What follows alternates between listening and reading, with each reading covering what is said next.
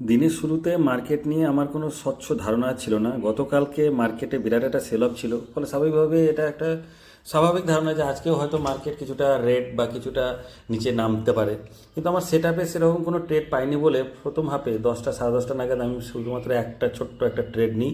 Bank নিফটির 46,800 একটা call নিয়ে সেখানে সামান্য 375 টাকার মতো আমার প্রফিট হয়। কিন্তু আমি সেইখানে থেমে থাকিনি। আমার তারপরে যেন সেই বলে না যে লোভ আর ফিয়ার, এই দুটোই তো আমাদের জীবনকে শেষ করে দিয়ে ফেলেছে। তো আজকেও তাই সেই একই রকমই আবার ভুল করে ফেলি। আমি আবার একটা ট্রেড নিই, যদিও সেটা আমার সেট আপের মধ্যে ছিল না, কিন্তু সেই ট্রেডে বারবার সেই ট্রেডটাই একবার করে বেরোই একবার ঢুকি। তো সেই 46,900 কলের উপর অনেক কটা ট্রেড নিয়ে 5 লট করে ছোটো ছোটো, সেখানে প্রায় 3,576 টাকার মতো আমার লস হয়।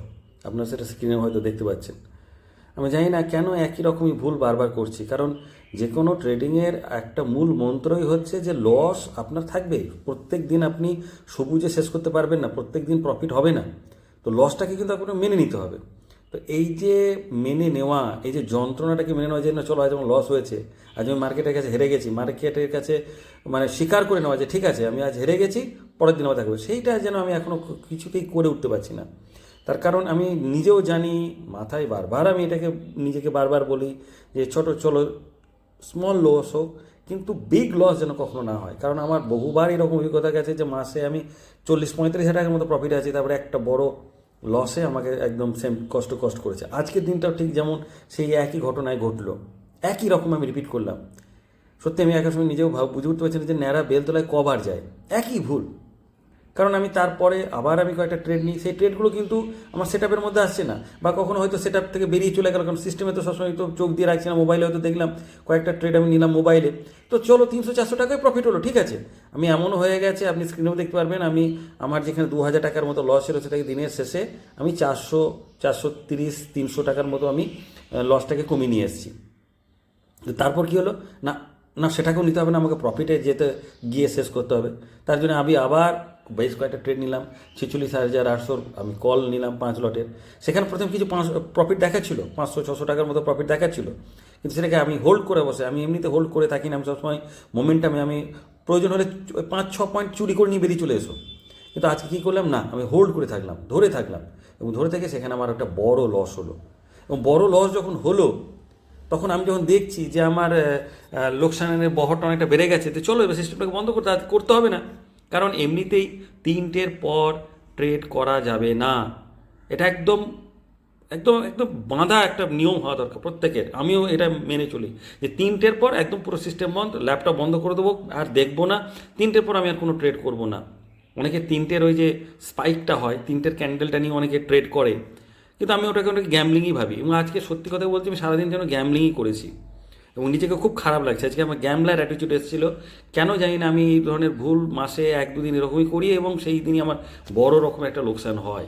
আপনাদের এরকম ভুল হয় কি না, যারা আমার ভিডিও দেখেন তারা অবশ্যই আমাকে কমেন্টে জানাবেন।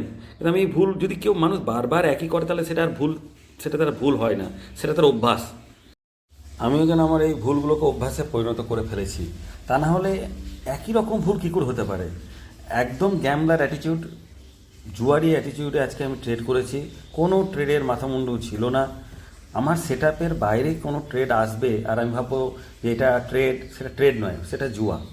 এবং সত্যি কথা বলতে গেলে, যখন আমি নিজে পরে আজকে সারা দিনের ট্রেডের আমি যখন পর্যালোচনা করছি, তখন আমার নিজের প্রতি খুব খারাপ লাগছে যে আমি এই ধরনের ভুলগুলো কেন করতে পারি। এবং তার জন্য কিন্তু এই ভিডিওগুলো করে জনসমক্ষে ভিডিওগুলো ছাড়া, যাতে আমার এই ভুলগুলো দেখে আপনারা অন্তত সজাগ হবেন যারা করেন, এবং আপনারা আমাকে পরামর্শ দিতে পারেন যে কীভাবে আমি আমার এই ভুলগুলোকে, কীভাবে আমার এই যে মানসিক, এগুলো একদম সাইকোলজিক্যাল এরর, ওভার ট্রেডিং না করা। সকলে আমরা জানি যে ওভার ট্রেডিং করবো না, কিন্তু তবু তো করে ফেলছি। কেন আমরা সেইটাকে রুখতে পারি, কীভাবে রখা যেতে পারে, এই বিষয়ে আপনাদেরও যদি কোনো পরামর্শ থাকে অবশ্যই আমাকে কমেন্টে জানাতে পারেন। আমি সেই চেষ্টাটা করে যাব।